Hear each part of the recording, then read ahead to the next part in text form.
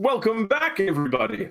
We are about to start our third and final adventure of the evening, an adventure which I've entitled Hurtful Words. But before we get into it, we are going to take a brief moment and meet all of our heroes for this adventure. So without further ado, let's just hop right into it. So first up tonight, we have, it's been a while since we played with you, but as you're playing, your character's, tell me if I'm pronouncing it right, is named Ghargek. Perfect. That's exactly his name. Excellent. Tell us a bit about Ghargek. Ghargek is a 7'5" bugbear that has two giant glaives on his back. A bugbear. And what is your area of expertise? And also, I guess, while you're at that question, what brings you to the land of DnDTime? What called you out to join in these adventures? Well, I'm trying to get stronger, and I heard tales of a training program, so I'm planning to join that at some point. Would it happen to be Kurogates? Possibly. Okay. And also a thing that you notice about him is he has a giant, it's almost in a dark green tattoo down his arm that in Goblin says honor among brutes. All right. And what does 15 feet away. And what this honor among brutes, is this like a personal motto of Ghargek's? Yes, this is his personal motto to the point where he lives for the thrill of battle, and once a fight is done, it's done. Don't try anything tricky after it. Absolutely. Well, Ghargek grew up in a fighting pit. He dies in a fighting pit, so to speak. Well, hopefully you do not die in a fighting pit tonight, especially because we will not be going to a fighting pit. But Ghargek, welcome. It is good to have you joining us. Yes. Another brand new character. We have three tonight, actually. We have Elric Stormwind and a first-time player. So welcome, Elric. Would you like to tell us a little bit about yourself? Yes, I would. My name is Elric Stormwind. I am a Paladin from the Church of the Camel Ninja Spider Moose from Alabama, a sect of the Order of the Imperium from Nebraska Narwhals, and the most feared enemy of the silverback sports cats of snake eating. There was a lot to take in that sentence. So I'm going to start with the last thing first, and that is snake eating? Yes, it is a taboo among my church, so we must plague the land of it. Your church, so you are a holy man? Yes, I am a paladin.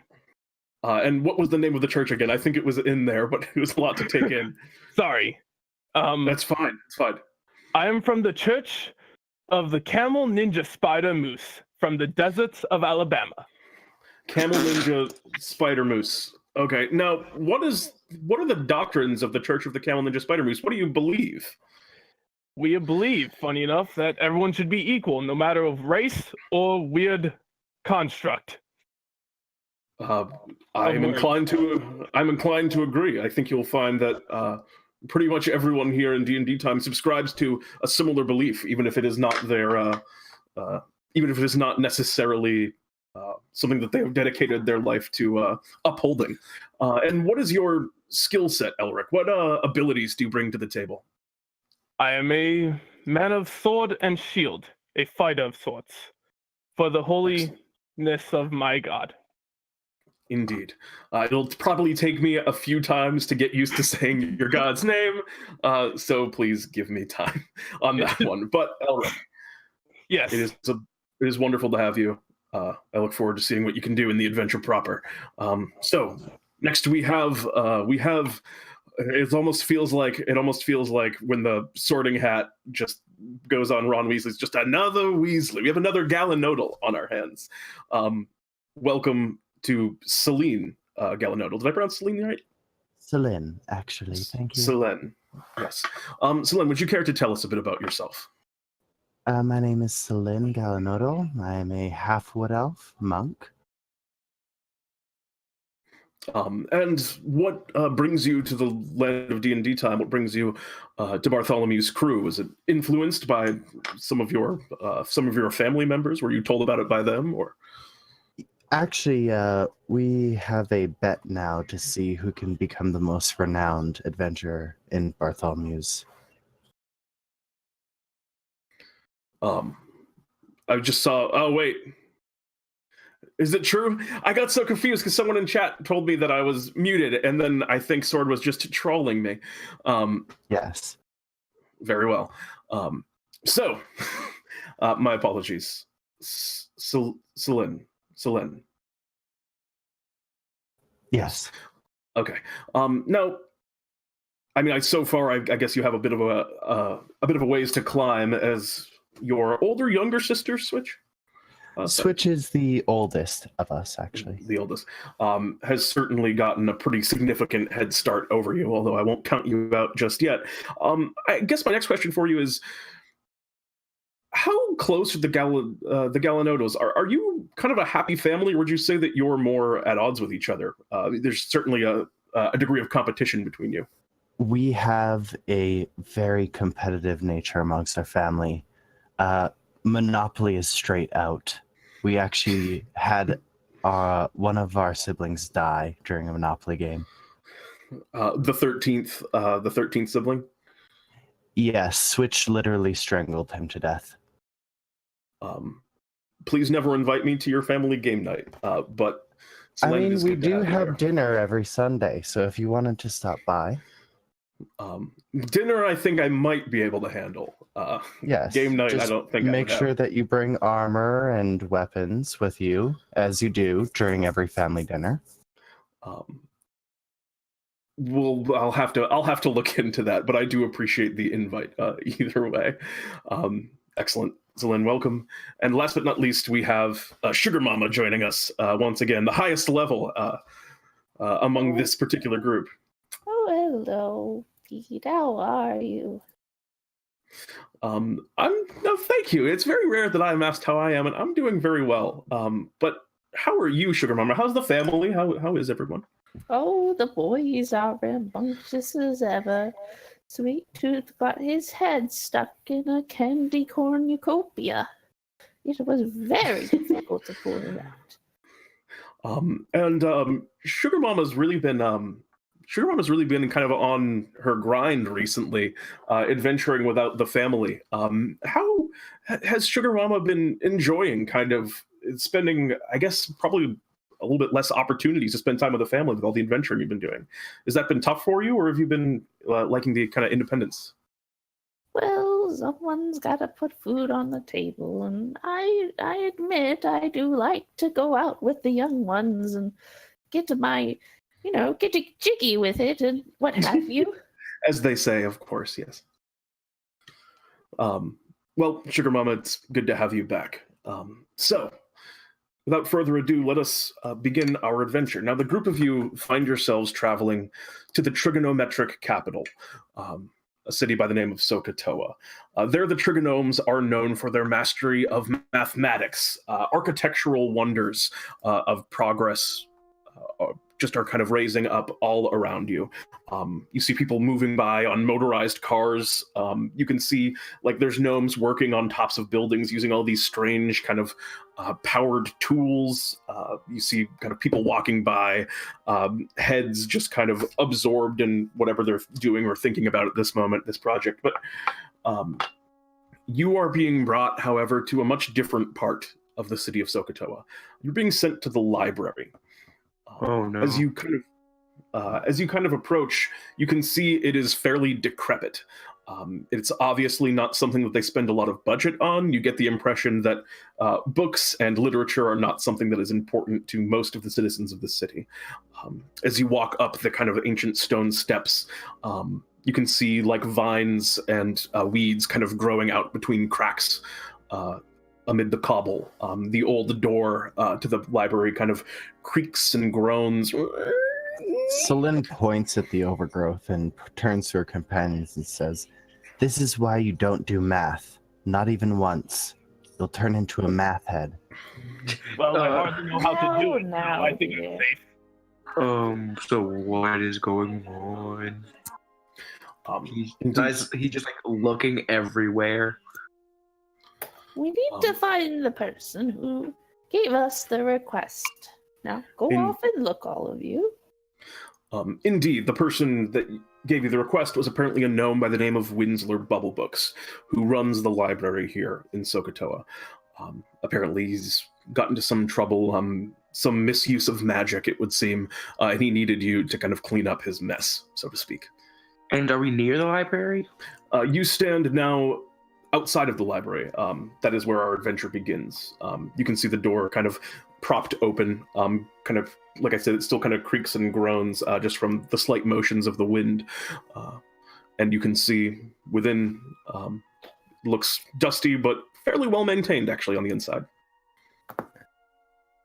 You know, my sister did a quest in the library once. Some kind of joke book genie or something or other.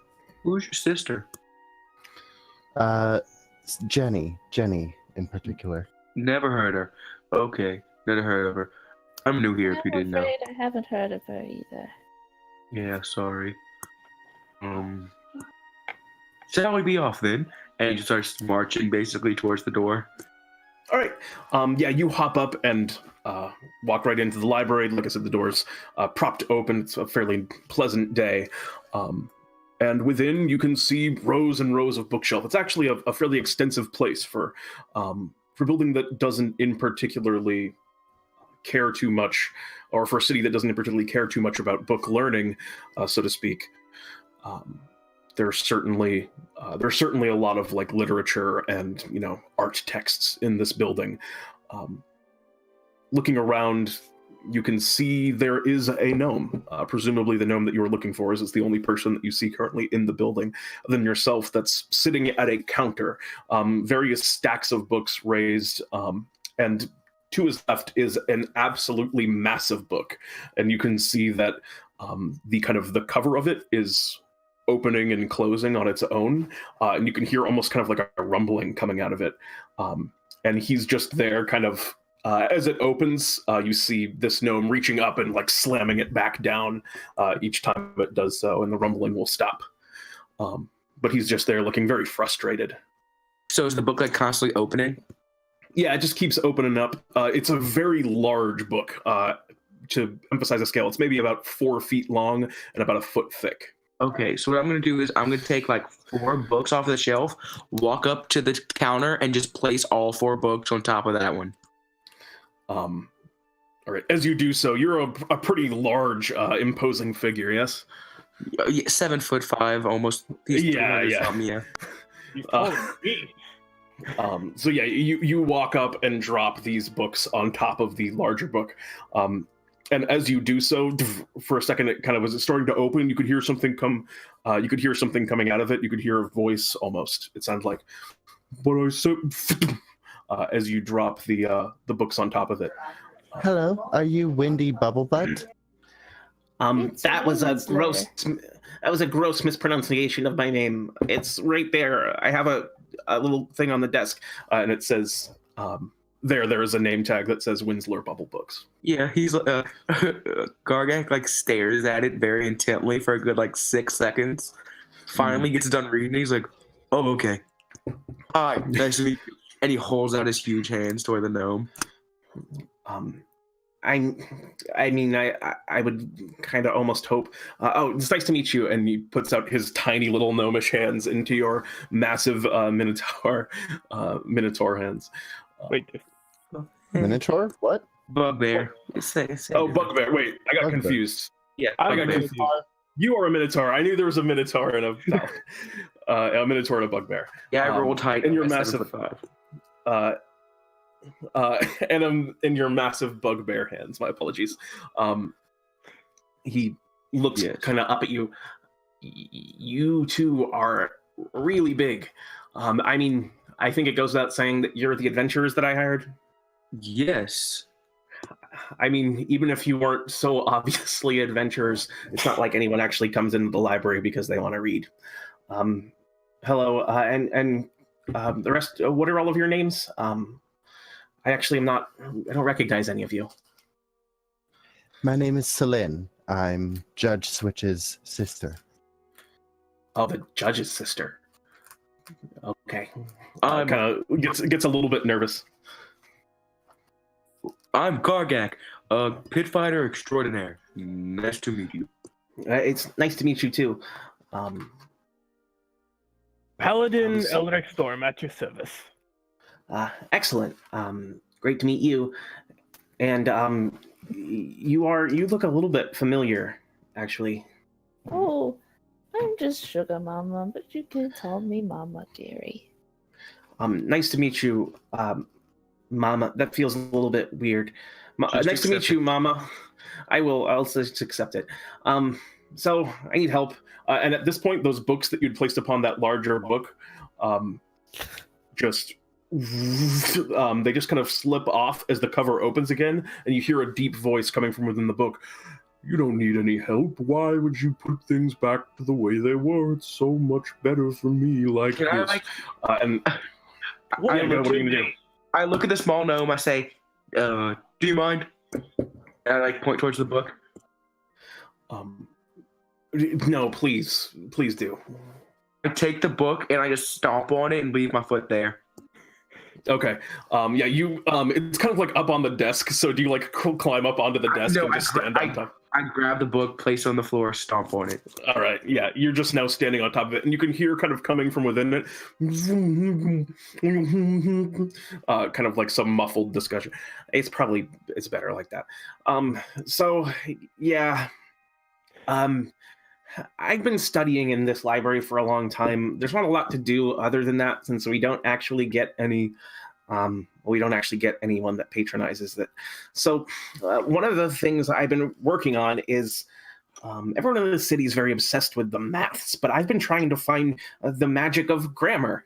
I think there's a lot of powerful arcane interactions that can be fueled by grammars rather than just plain old mathematics.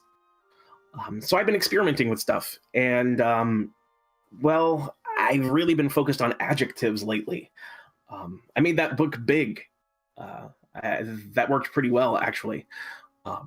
Little did I know that I started giving things sentience when I was putting adjectives on it. This was kind of a strange side effect that I wasn't quite expecting. As he says he gives things sentience, Ghargek looks very excited. Can you do that with my glaive? I mean, I don't really want to mess around with it anymore. Dang it. I wanted a cool glaive sidekick. I mean, I'll tell you what, if you promise that we're going to undo it after we finish here, because I can't have any of these things running around because I don't actually know all the ramifications of what they might do. Sure. Do we got an agreement? Sure. And he gives like a big smile. You see him hold out a small wand and point it at your glaive. He just goes, what is a glaive already? Sharp. And he points at the glaive, and the glaive, you can see any kind of dull points on the blade are instantly cleaned, and you see the blade start to shimmer as the glaive kind of, you can hear kind of like a humming coming from it now. It's just kind of almost like whistling on your back. Just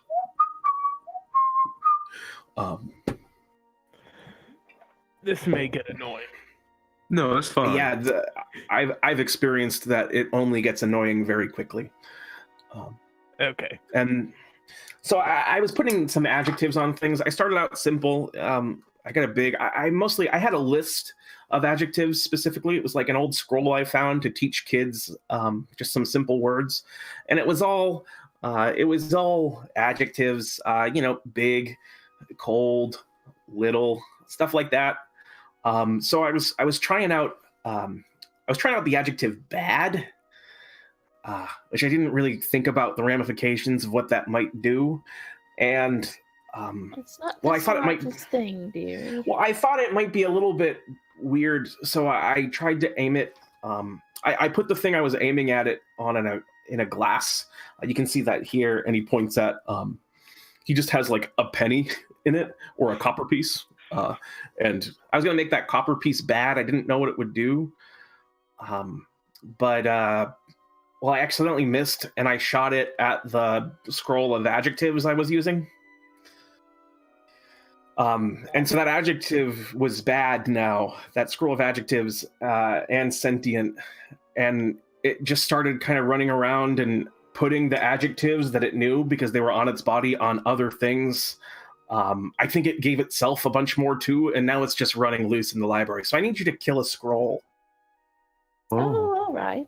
Sounds reasonable. Well, could it just be like all powerful on itself? Well, it was a child's adjectives, so it doesn't really. It didn't have anything in there. Maybe powerful was on. Oh, geez.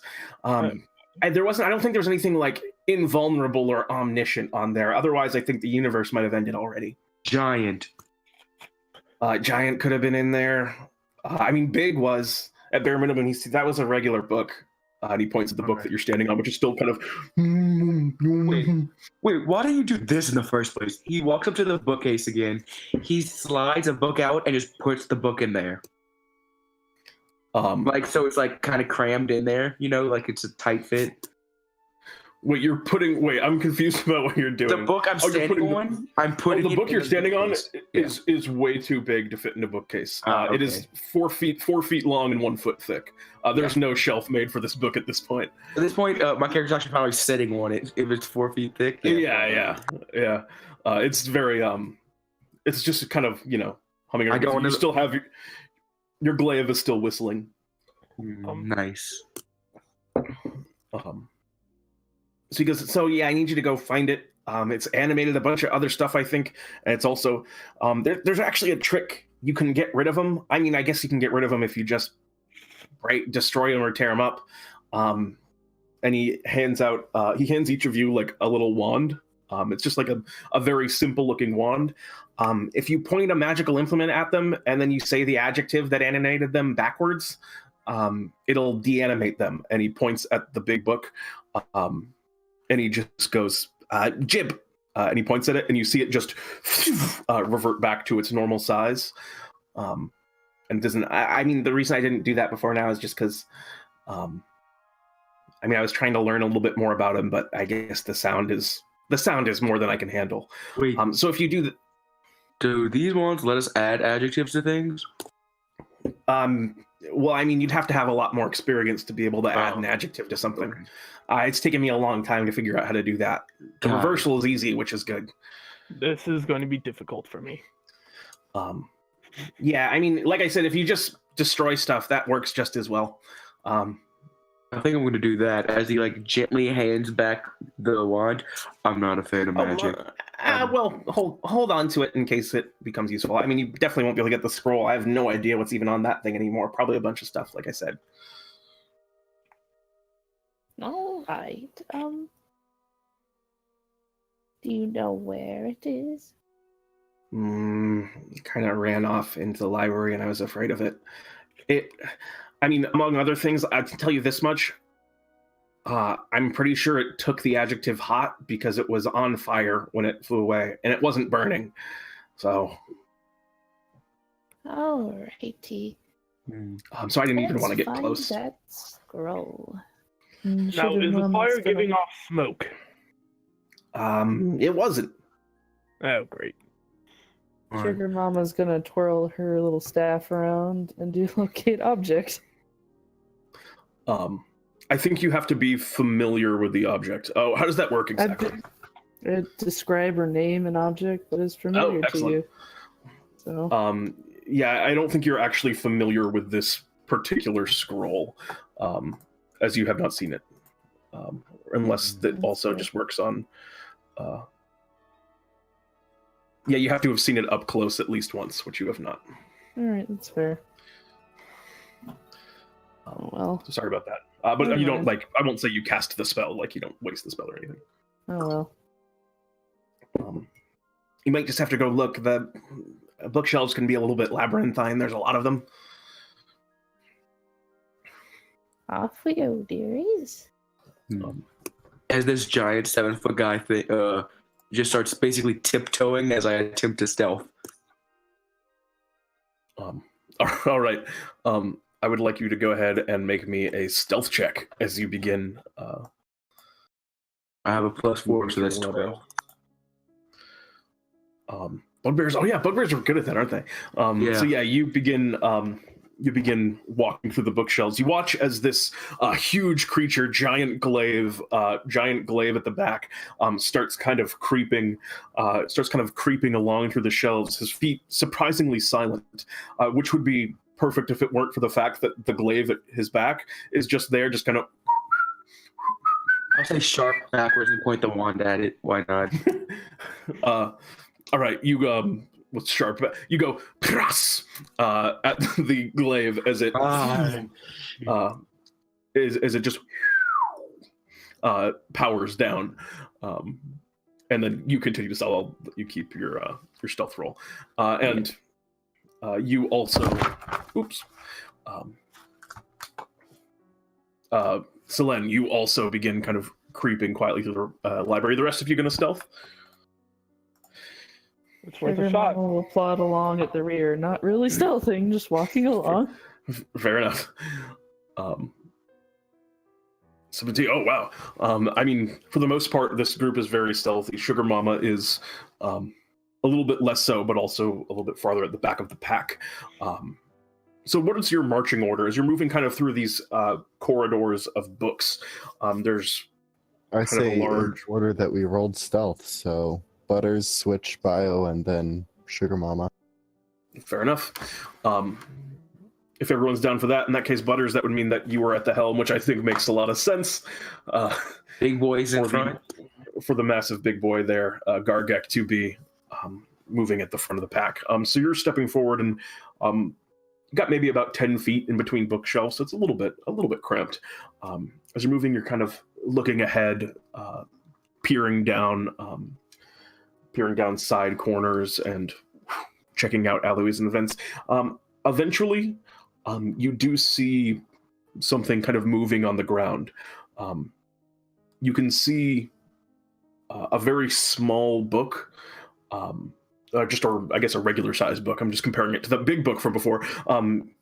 You see as you turn your head around the corner, it's there just kind of walking in place. You're not sure how it's walking. It's just kind of like flumbling and shuffling around on the ground, with its kind of spines acting as the kind of outsides of the binding of the book acting as little legs as it kind of awkwardly shuffles around on the ground. Yeah, he just goes, "Not scrolls," and just keeps walking. All right. You just move past this one. As you eventually move past, you see that book just looks up at the group of you and just kind of starts taking off the opposite direction away from you as you continue forward. The rest of you kind of see it running away from you as you go by. If there's anything that you want to react to that, or if you're just going to let it run. All right, you all pass by, and you continue moving. I'd like you to all tell me what your passive perceptions are. 10. 9. Yes. 14. I have a +4. Okay, so 14 for the two of you. All right, so Sugarmama, and Celine. Sugarmama. I have it's funny, but also though, just to be clear, for scorch marks on the ground or anything, since it's apparently on fire. okay. Yeah, you keep an eye out for that, but you don't actually notice any. But Sugarmama and Celine, as you're moving kind of a little bit more forward, you notice on your left there's a bookshelf, and the bookshelf seems to be a little bit it's definitely moving. You can see almost the grains and the textures of the wood kind of like bending and shifting a little bit, almost like it's breathing.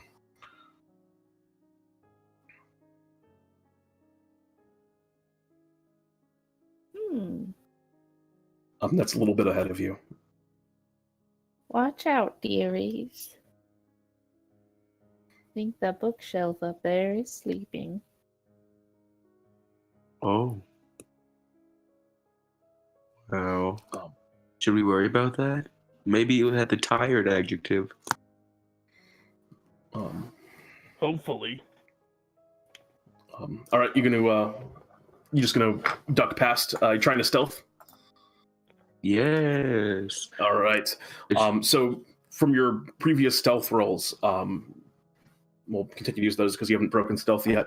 As you're moving forward, three of you walk by actually without too much issue. But Sugarmama, as you're kind of walking past it, not in particularly paying much heed to your, not paying much heed to how you walk, just walking normally. You see the shelf kind of starts to, it starts to bend and shift, and the wood kind of curves. A lot of the books fall out of it, and you see from the woods on the wood on the side of it, it's a little bit down a hallway from you, and the wood kind of bends and stretches, and two big arms come out of the bookshelf made of wood, and it starts dragging itself across the floor, moving towards you, Sugarmama. And Ghargek charges towards it immediately, screaming, "Don't hurt Mama!" It just lets out. What do you do? Don't hurt Sugarmama. Celine points the wand at the bookcase and says that. A villa. Actually, no. It does not seem to have any effect at this point. As the bookshelf starts crawling towards you, it almost seems like there's kind of like a growing darkness around where the shelves are parting, forming like a mouth. I think, in this case, the two who have rushed the closest towards it, I would like Sugarmama and for Ghargek to make me wisdom saving throws. Alrighty. 9. Sugarmama, you're fine, but Ghargek, you take out your glaive and get ready to like charge in and just tear this thing up, protect Sugarmama, and then you see this thing, and it is absolutely terrifying to you. It just everything else in your vision seems to go black as like the void that is this bookshelf's mouth, and you actually can almost hear it calling out, Ghargek, and you are frightened mechanically of this creature. You watch as Ghargek looks at it, pulls out the glaive, backs up, and then just starts turning and running the other way. I thought that meant I just can't move closer to it. No, this is like a different effect than that. Okay. This isn't just the frightened condition. Got it. Then I'll point at it and say scary backwards if possible. Say scary backwards then. Scary. Give it a try. Come on, show me what you got. ASK? Urax? I don't know. And as you do that, you watch as the bookshelf just clatters down to the ground, reverting once more to a normal bookshelf. I did magic! I'm a wizard! As you continue on your way, up ahead, you can see a few more of these things. It seems as you're moving through the library, you're getting closer to kind of the back corner of it. You can see more of these things moving. Most of them avoid you, whatever their particular adjectives that most of these books possess. They seem to be fairly docile. You do see one, however, up ahead that's right in front of the path. You can see a little bit farther in the distance, actually, you can see a thin trail of smoke. But you see right up here, you can see a book that, it's just sitting on the ground, but it's moving and it's kind of directly in your path. So it hasn't done smoking? anything to you. No, that you see smoking in the distance among the shelves. This book is not smoking. But you can see a little bit of smoke that might imply the scroll that you're looking for is not too far from here. So what does this book in our path look like then? Go ahead and make a perception check.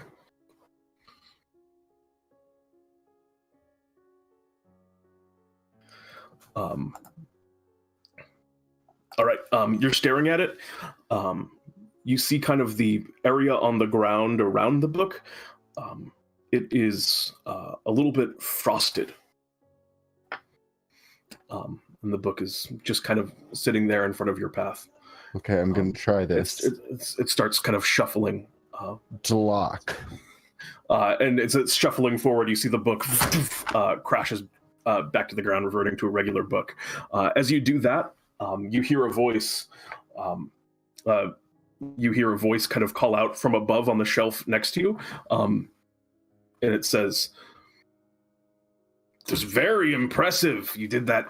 What did that take you? Like a minute that you were sitting there staring at that thing? That was just great, just great." And you see a book that's mouth is just kind of flapping on top of a nearby bookshelf. I'd like you to make me a wisdom saving throw. A wisdom saving throw. You're rather rude, aren't you? Question is it rude or sarcastic? It's one of them, I think. It's a child's word. You take 1 point of psychic damage as you've been viciously mocked by this book. Walking? I'd like to say trams.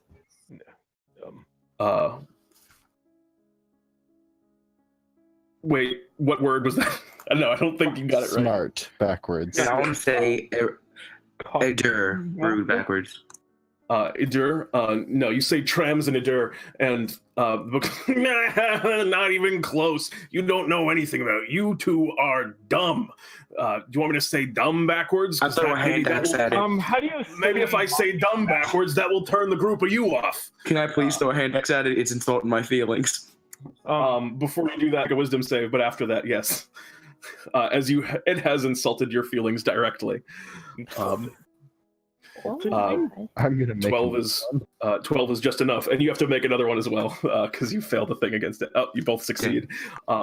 7 actually misses. The hand axe flies a little bit to the right of it. It's maybe 15 feet up on the 15 feet up on top of the bookshelf as it ducks to the side. Whoa, big scary throw there. You almost got me. How tall is a the joke? bookshelf, You didn't. DM? 15 feet high. Yeah. Oh, I can reach that with my base speed because Bugbear plus glaive. Oh, well, then you can attack it with your glaive. Is anyone else doing anything? What are Sugarmama and Elric doing at this time? How far is it away? I did not quite hear you. It's on top of a bookshelf, about 15 feet up. It's looking at you. Can I have a base speed of 30. Can I climb up it and attack it? Yeah, absolutely. It's not even hard because, I mean, bookshelves are basically like ladders. So you just start climbing hand over shelf and go ahead and make an attack roll against this book.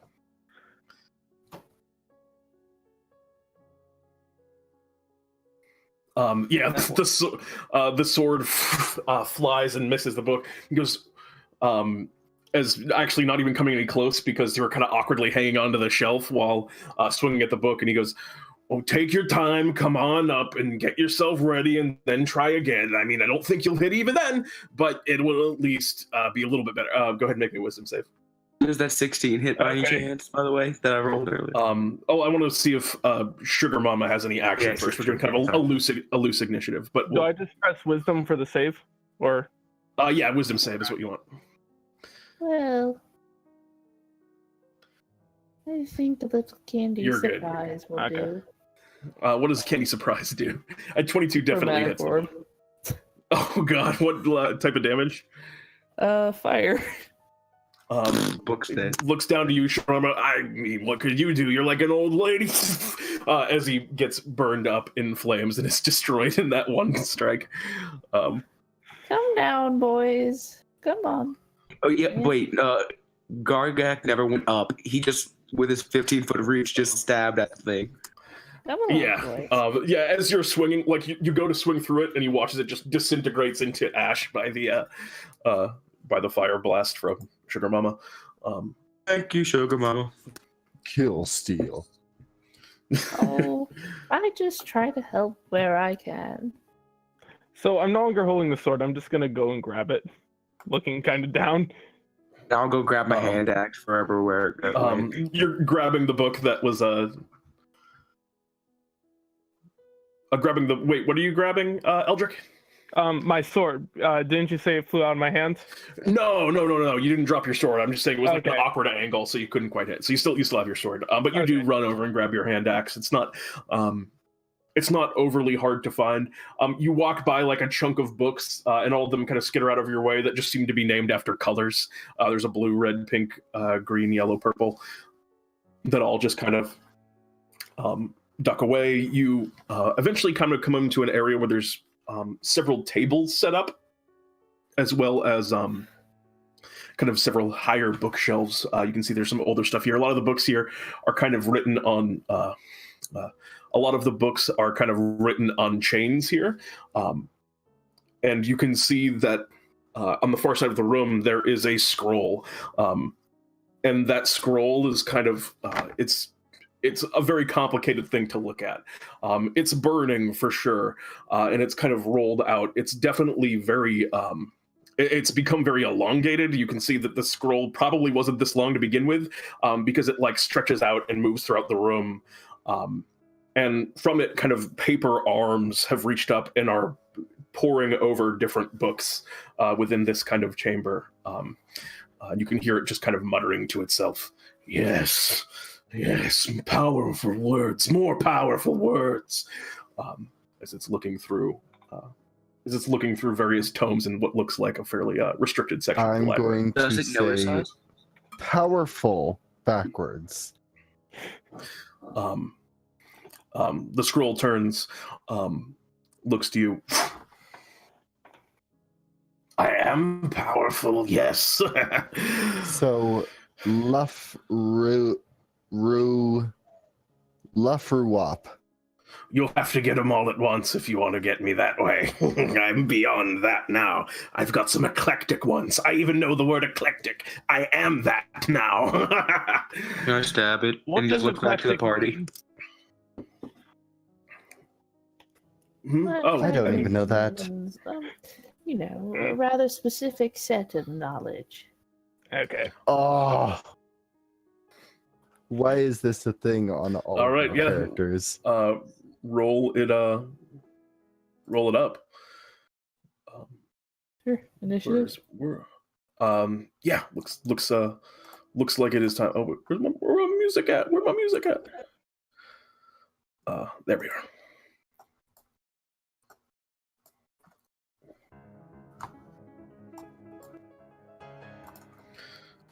Excellent, and he is going to go.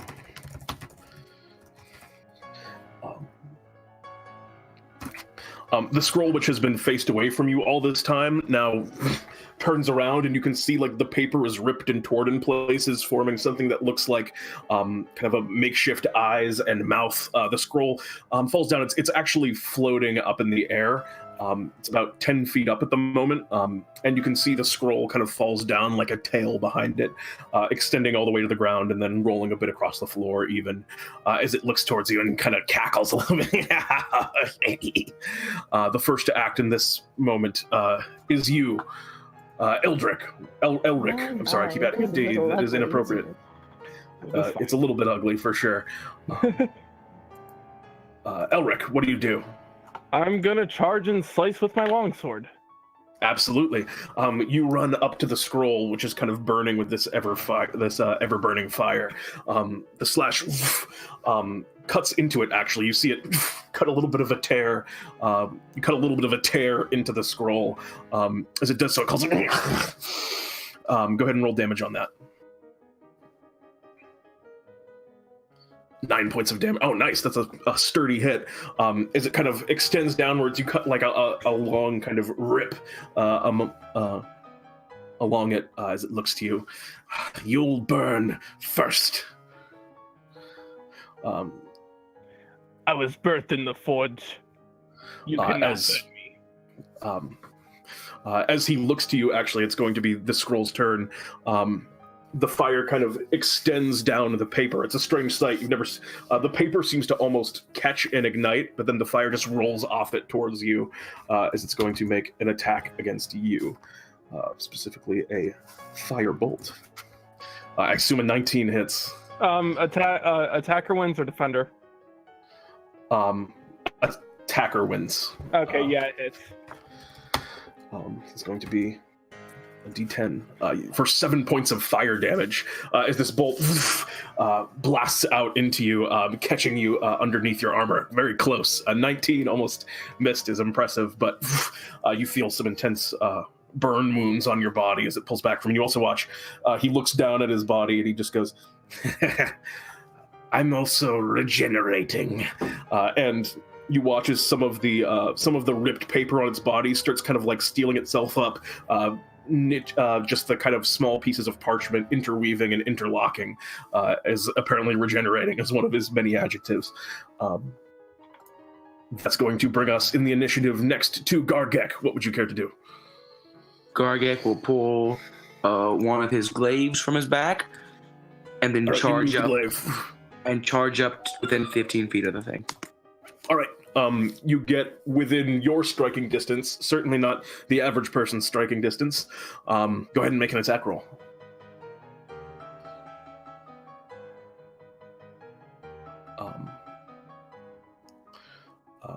Very well. That definitely hits. Roll damage on that. Slashing damage. You levy another kind of clean cut across it. Another tear in the paper, which is being more and more kind of put to shreds, even as it's attempting to repair itself. Is there anything else on your turn? That'll be it. All right, the glaive cuts across from Ghargek. These two hulking beings engaging with this terrifying, terrifying scroll. That is going to bring us next to... the next in the order would be Sugarmama. Alright. Let's see. Little Elric is right next to the ugly little thing, isn't he? Yes, that is true. Both. Oh, I guess only Elric is right next to it because Ghargek is a little bit farther away because of the incredible reach. Well, if I could I cast the snowball storm so that it wouldn't hit him? I'm not familiar with how snowball storm works. Could you put it up for me?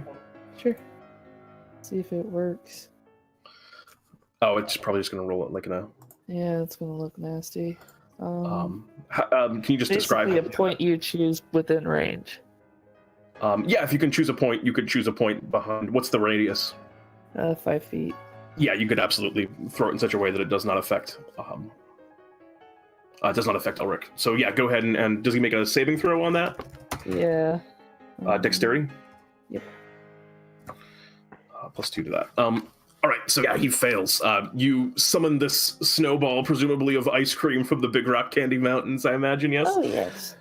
And toss it, kind of crashing into the wall. It crashes into the wall behind the scroll, which as it blasts over him, you watch as a lot of the kind of fire that's wreathing around the scroll is kind of dampened by the sudden cold and moisture of the ice cream. As it looks to you kind of warily. Be honest, I'll make you... Breakers. Here's an adjective I'll apply to you. Dead! That's going to bring us, I believe, to... Can you do that? Oh... we'll have to find out if you can use Power Word Kill. Yes, Celine. Celine runs up, and you have to imagine like a scorpion attacking right now, because her spear curves in a crescent and dips over her back and then into this scroll, stabbing down. And then as a bonus action, she does a spinning kick, much like a scorpion's claw, hitting into the side of the scroll. Radical. Both of those absolutely hit. As you bring the spear in, it curves around and cuts a big kind of slash down the back of it, and then you said it was the leg comes in. Yep. The leg comes in, and I do have a problem. The spear should be using Dex, so it's actually 8 plus 3, so it's 11 damage plus 5. Wait, it's 11, 8 plus 3. Yeah, because it was adding strength. Oh, okay, yeah. That makes sense. 11. Yeah, so the spear cuts a huge cut down the back, and then as the punch comes in, you watch as the paper seems to absorb the punch actually fairly easily, more so certainly than the spear, as it just kind of like folds around your fist as you do so. Oh my goodness, Pete! I just described it as a spinning kick. Oh, I'm sorry, a kick. The paper folds around your kick. I even said kick the first time. As it crashes into the scroll, still hitting, but not quite as effective of a strike. See, here I am trying to add flavor to my attacks, and you just throw it away like a piece of paper. Nice paper joke. So at this point, that's going to bring us around to the top of the initiative as you levy these two powerful strikes. That will be bringing us once more to Elric. Yes. What do you do? I'm going to repost for my last hit, and I'm going to attack again. All right. Go ahead and make an attack roll for me.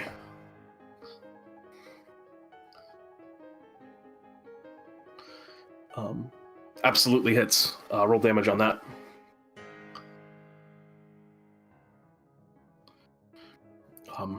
10 points of damage. All right. The longsword slashes down from above, cutting like another huge chunk into this thing. It's got it's just like getting torn to bits, like scraps of paper. Like the bottom half of the scroll has been completely separated from the top at this point, as the scroll's just kind of floating there in the air, a little bit above your heads. Actually, probably more at eye level for Elric and Ghargek, but. You cut another pretty strong beat. It's starting to look a little bit beat up, and the scroll looks to the group of you as it now passes to the scroll's turn. It just says, "Have you ever heard the word iridescent?" And the scroll kind of like fans itself out, and you watch it becomes this kind of myriad of bright and elaborate colors. And I would like those of you who are near it, that would be everyone but Sugarmama. I need you guys to make me a round of wisdom saving throws. Dang. I bet the range is 15 feet. If only I had a thing in the range 5 feet longer.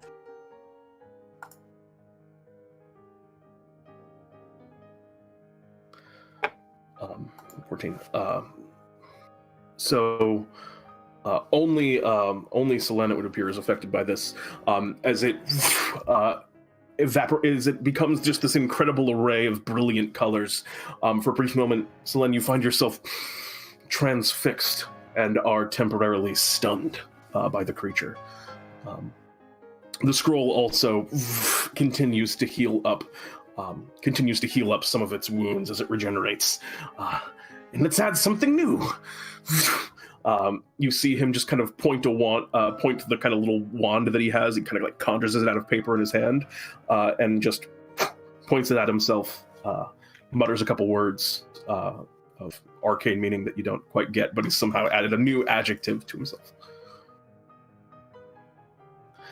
So that is all for the scroll's turn. I believe that brings us to Ghargek, yes? Yes. So, okay, All right. Hear me out. It's a piece of paper, right? It is.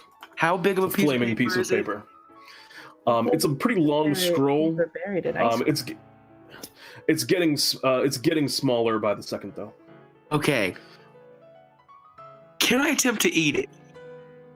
I mean, yeah. Yeah. Why not? Go ahead and make me a contested athletics check, which is going to contest with its acrobatics.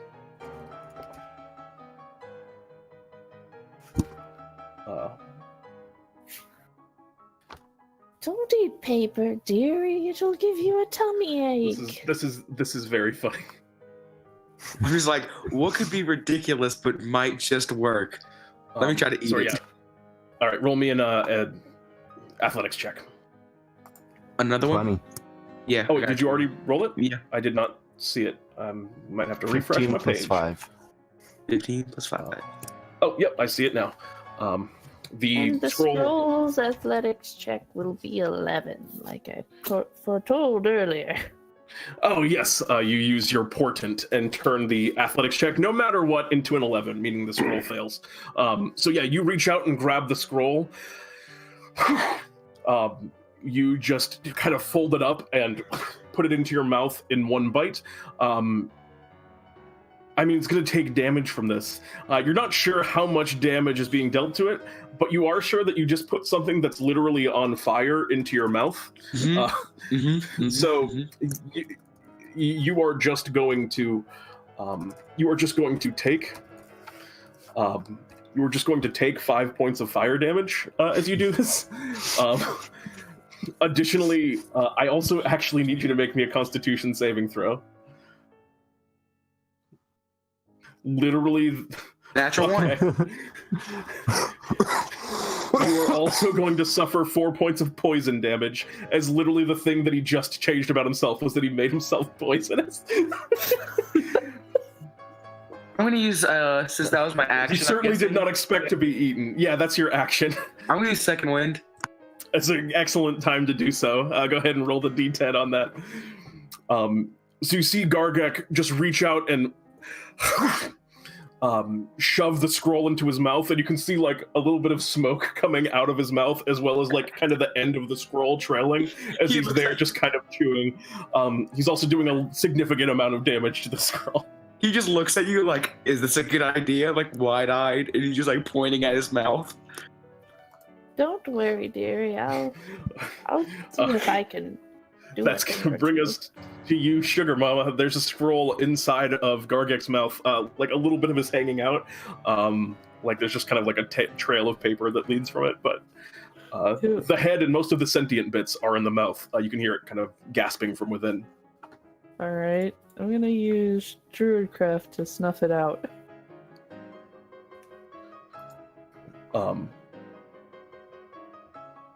Okay.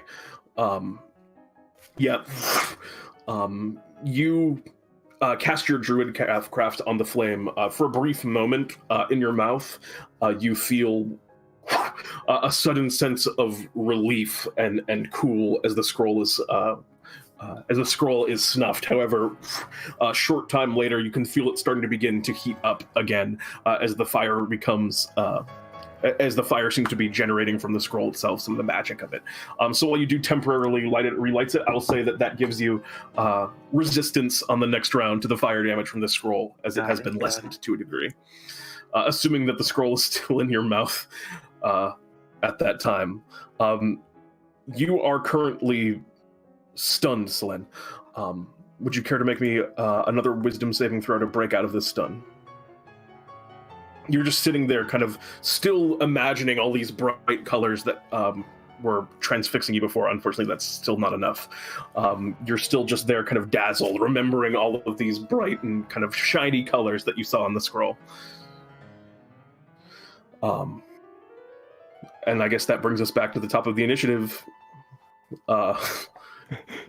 Elric, what do you do?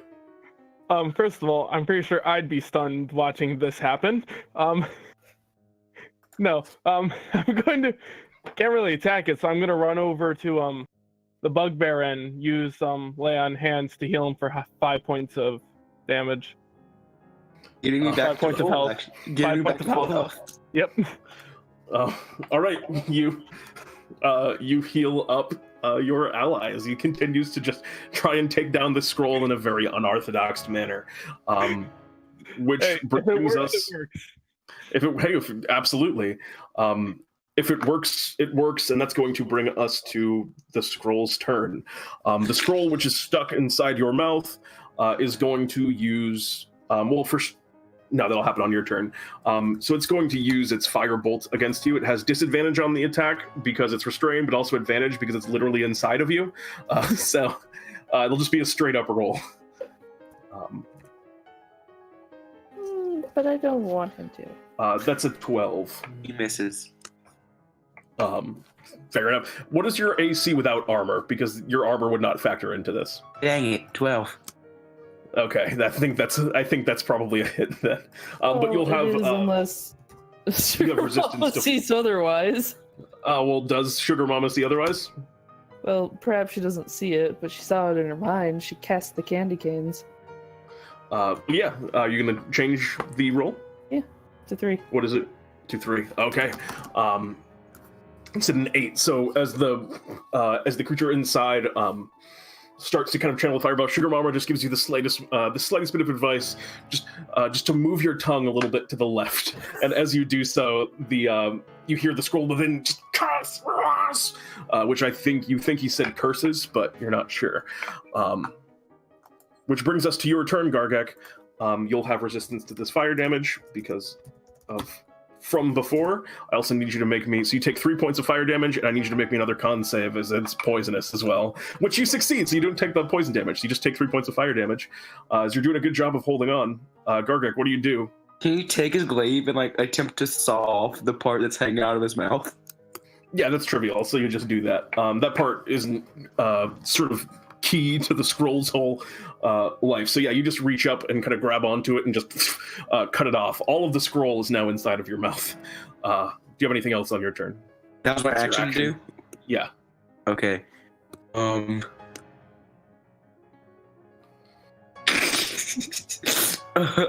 That's it, man. All right. Wisdom saving throw. Or I'm sorry, it's Sugarmama first. Sugarmama, what do you do? Well, the thing's inside of his mouth, and I don't want to hurt the deer. So, going to try and go over to the stunned one and, give her a little shake. Come on, dear. Come on. Snap out of it. Okay. I will say that since you took... wait, actually, I don't think you can take the help action on a saving throw, unless you have some kind of ability that would allow you to do so. I figured it would work, but I guess not. Can you help action a saving throw? A switch you would actually know better than me, I assume. No, nope. Yeah, I did not think so. Yeah. So you go over, start kind of shaking. You start kind of shaking Celine, who's still there, just kind of transfixed. And at the end of your turn, Celine, you snap out of it regardless, but you do not get to act on this turn. As it was only a 3-turn cycle. But yeah, you've just been there staring at this, and you now come back and you see, you can see your ally Ghargek standing there. Just everyone's just kind of looking at him confused, and everyone's looking. And there's just kind of smoke pouring out of the mouth, which you can decide what you want to do. Beginning your next turn, that's going to bring us top of the initiative once more. Scroll. It's hard to say whether even not what kind of shape the scroll is in, because you cannot see it. That brings us to Elric. What do you do? Would it be possible for me to hold my action until it escapes? If it escapes? Yeah. I'm gonna do that then. You hold your action. Yep. That is going to bring us, in that case, to the scroll's turn, and the scroll is... Is the scroll going to try and escape, or is he going to try and kill? Yeah, the scroll is decidedly going to try and escape. Contested athletics check. So I need you to make an athletics check to see if you're able to hold it in. Yeah, which you do. You see the scroll kind of getting ready to slide in between your teeth, and you just watch him bite down again, doubling down on the effect. The turn is now yours, Ghargek. He's going to look at everybody and give the "what do I do" at this point face while he starts chewing down repeatedly. Just hard. You suffer 2 more points of fire damage. I'd like you to make me another con save. The thing is still it's being destroyed, and you can feel it ripping and shredding. Hey, you're good on the poison. You can feel it ripping and kind of tearing, but it's also still regenerating inside of you because of its abilities. Sugarmama. Or unless Ghargek, you had a thing you wanted to do. Yeah, he's just looking at them what do I do, what do I do, what do I do, what do I do, what do I do? Well, if you feel like it's too much, dear, you can just spit it out. I'm sure that thing tastes nasty anyway.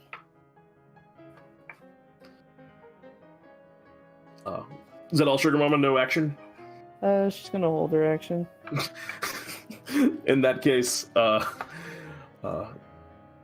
Celine, what do you do?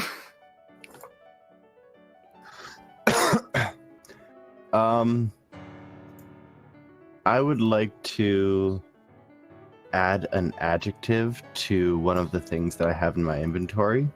Absolutely. Or I'd actually, like you don't know how to. You don't know how to add adjectives. I'd like to add the adjective suppository to this potion of healing. Jesus. Let him roll Arcana, please.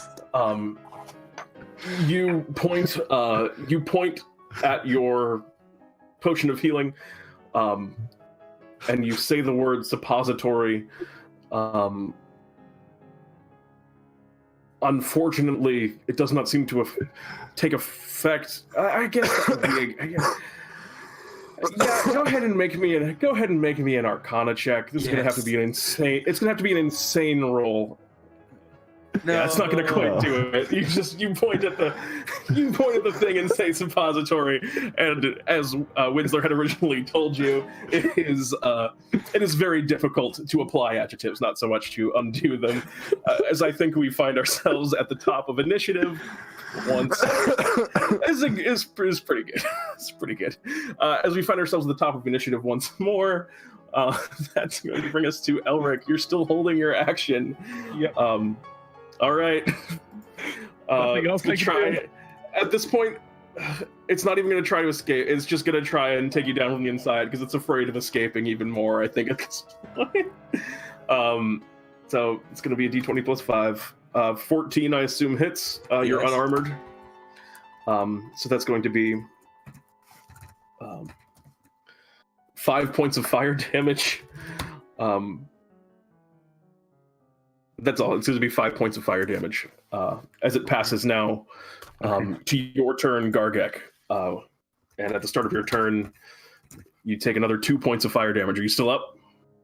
I have 2 points, so that's not reduced. Then no. This is a big Constitution's. Oh wait, you have 2 points now, so that's just it. You watch as the smoke from inside Ghargek's mouth. He finally falls down to the ground, unconscious, and collapses from the intense heat. As his mouth opens up, the scroll kind of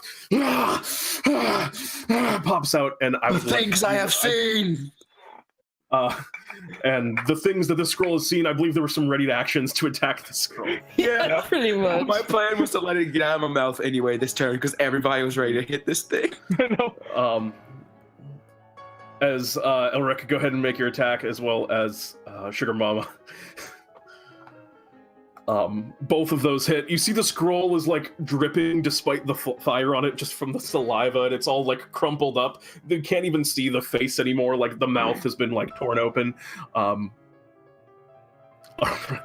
With these two attacks, as soon as the scroll appears, the sword is already ready. The chromatic orb, what damage type are you going with? Figure cold again. Okay, yeah. A burst of cold energy as the scroll freezes, and then the longsword comes in and shatters it, the paper clattering about the room as you have defeated this flaming scroll. No suppository required at this time, apparently. As Ghargek, I assume that given time, you are able to get Ghargek back upon his feet. Not in any. Well done, dearie. Is it dead? True. Yes. Yeah, Ghargek, you come to, your mouth is still very sore, very warm. It'll take a while to come back from some of those burn wounds, but you have achieved victory, indeed. A creative way to defeat this scroll. As you all kind of lament, Winzler Bubblebooks is kind of looking at you. Do you get it? Yes, it's dead. Did it have anything like good on it? I don't know. Any good adjectives? I mean, It was what in does the it use? mouth for a majority of the fight. That's what I don't understand. I actually don't really understand. I ate it. I'm going to need to take some very important research notes on how it reacted to being eaten so I can learn as much about this as he seems very excited. This was not something in my weathers, and he starts kind of going over the battle, curious about as much of what the scroll did. It also had words like iridescent and... Oh, I didn't teach it those. Yes, I think Listen to me, Windy Bubblebutt. If you fuck around with adjectives anymore... Hey, stop being rude. Yes. I'm going to shove my spear Yeah. so far up your bubble butt that you won't be able to windy anymore. Wow, that is quite rude. Someone Yes, should very, call very your rude. mama And and uncalled. spank you. Calm down, please. He's the one that's employing us. You don't need to be so angry about this. Winzler kind of leans over and goes, "It's fine. I'm still gonna do adjectives research." And he's Just well, adjective with care. I mean, I got a lot of work I wanted to do on nouns too. Either way, I owe you some sum. You did a great service for me. I really appreciate the help. I can get back to work now and feel safe about it. So thank you. And he hands each of you 100 Bartholomew bucks. Each of you has gained 1 experience, which means if you were level 1, you are now level 2. Action surge. And that is all. That is this adventure. Jeremy, you're here? Pete, of course I'm here. Does anyone have anything they would like to purchase?